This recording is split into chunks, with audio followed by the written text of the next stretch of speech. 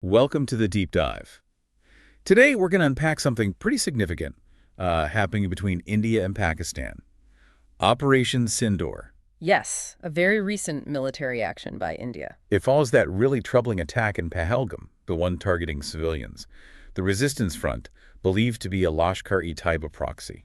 And the People's Anti-Fascist Front linked to Jaish-e-Mohammed. They claimed it. Right. So this really brings up a fundamental question for us today, and for you listening.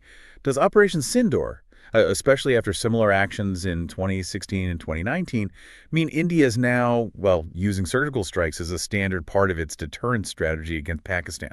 That's the core question, isn't it? The Pahalgam attack hits hard precisely because it was civilians. Operation Sindoor is the immediate reaction and understanding if this marks a real turning point. A formal adoption, maybe. Exactly. A formal adoption of these strikes as a consistent tool, building on those earlier times. That's what we need to explore. Okay, so to really get the weight of this, we need to step back a bit, look at the history. It's long, often tense. Very. You had the big conventional wars, 47, 48, 65, 71. And in all of those, Yeah. well, Pakistan faced pretty significant military setbacks. And that's fascinating because those defeats really fundamentally reshaped Pakistan's strategic thinking. They saw the limits of conventional war. They shifted focus. To nuclear weapons, yes. It became a top priority. India's 1974 peaceful nuclear explosion was definitely a catalyst. Ah, right.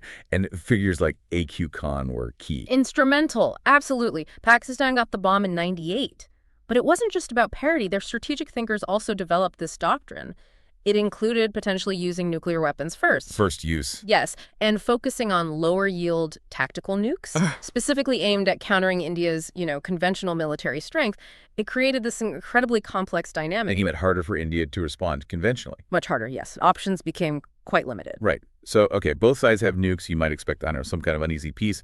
But then, bang, 1999, Kargil. Pakistan moves forces into Indian territory, maybe thinking that nuclear deterrence means India won't hit back hard. That seems to have been the assumption, but India did respond decisively, pushed them back, inflicted another military defeat, even with both sides having nuclear weapons. So Kargil showed the nuclear umbrella wasn't foolproof below a certain level. Exactly. It didn't prevent conflict entirely.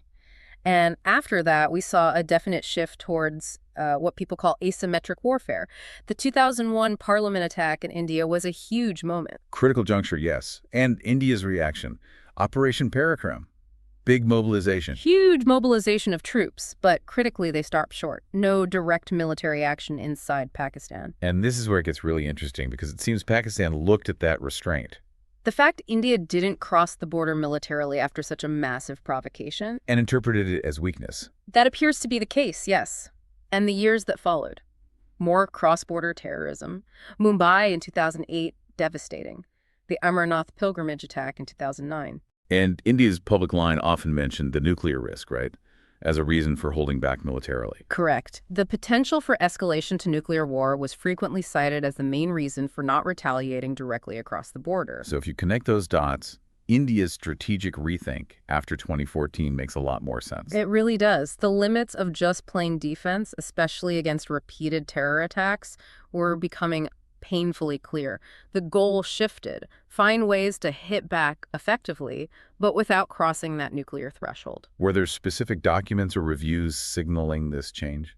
Well, publicly available details are usually limited in these areas, but the actions certainly suggest a very deliberate recalibration inside the Indian security establishment, a move away from that long-standing doctrine of restraint. Doctrine of restraint, meaning just absorbing the hits. Largely, yes. Despite major provocations, major terrorist attacks, avoiding direct military strikes across the border, mostly because of that escalation fear, potentially nuclear. Which then leads us directly to the 2016 surgical strikes after the Uri attack. These were framed as very targeted operations, terror launch pads in Pakistan-occupied Kashmir. Our source even calls it a strategic experiment. What made it distinct?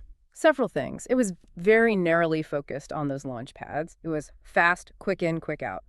And maybe, most importantly, it was designed so Pakistan could plausibly deny it happened. Deniable. Why was that important? Because if Pakistan didn't have to publicly acknowledge strikes on its territory or territory it controls. They wouldn't have to admit harboring terrorists. Precisely. And they could avoid the intense domestic and international pressure to retaliate significantly. Put them in a bind, deny it and look weak, or admit it and incriminate themselves.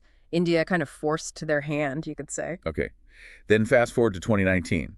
The Pulwama bombing happens. India responds again, but this time with airstrikes in Balakot. Yes, Balakot. And that's significant because it's deep inside Pakistan proper, Khyber Pakhtunkhwa province, well beyond Pak. Much deeper penetration. And Pakistan's reaction. Yeah, and a similar strategy, denial. Striking in Khyber Pakhtunkhwa, though, that feels like raising the stakes. Yeah. It's undisputed Pakistani territory, not contested Kashmir. Absolutely. It signaled a greater willingness from India to take risks, to project power much deeper in response to major attacks. And Pakistan's denial strategy just became more entrenched, really. Which brings us right up to date. Operation Sindoor.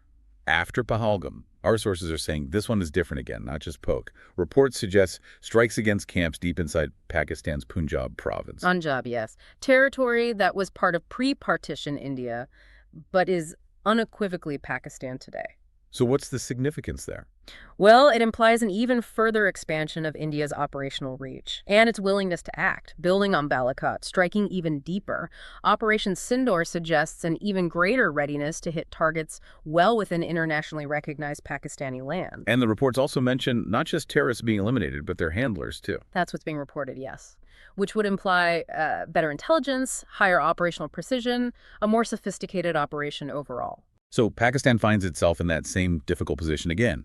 Admit the strikes, and you admit harboring terrorists deep inside Punjab. Deny them. And you risk looking unable to defend your own territory. Impotent. So that deniability factor we talked about for 2016, it wasn't just about avoiding immediate war, but also giving Pakistan a way to save face. Exactly. It provides a kind of, albeit uncomfortable, off-ramp for them, a way to avoid a massive escalatory response. So this raises a really important question, doesn't it? Is Operation Sindoor the decisive step? The moment these surgical strikes become, well, normalized, a routine strategic response? The analysis we're looking at certainly seems to suggest that the old doctrine of restraint has pretty much officially evolved into a doctrine of retaliation. So, wrapping this up for you listening, what does it all mean? It really looks like we're seeing a fundamental shift in India's approach to cross-border terrorism from Pakistan. The whole history shows this progression, right?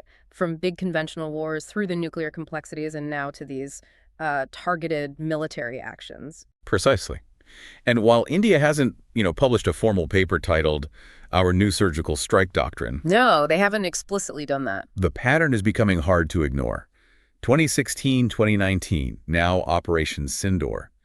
It strongly points towards a more assertive, more proactive stance. It does suggest that shift towards retaliation, though I'd add a slight caution calling it consistent deterrence might still be a bit strong.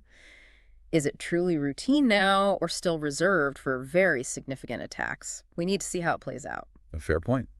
So, circling back to where we started, has India formally adopted surgical strikes as a consistent tool? Maybe formally adopted isn't quite right without an official declaration. But the actions. The actions on the ground, especially Sindoor, they definitely point that way. It sends a very clear message that the strategic calculus for Pakistan has changed. And that leads us to the final thought for you to ponder. What are the long-term consequences here? If this kind of retaliation is normalized, what does that mean for regional stability, for the future of India-Pakistan relations? And are there other tools beyond military strikes? Diplomatic pressure, economic levers, Yeah, information warfare. exactly. What else might India use in this evolving strategic landscape? It's definitely a complex, dynamic situation, and Operation Sindoor is without doubt a really significant marker in how it's all unfolding.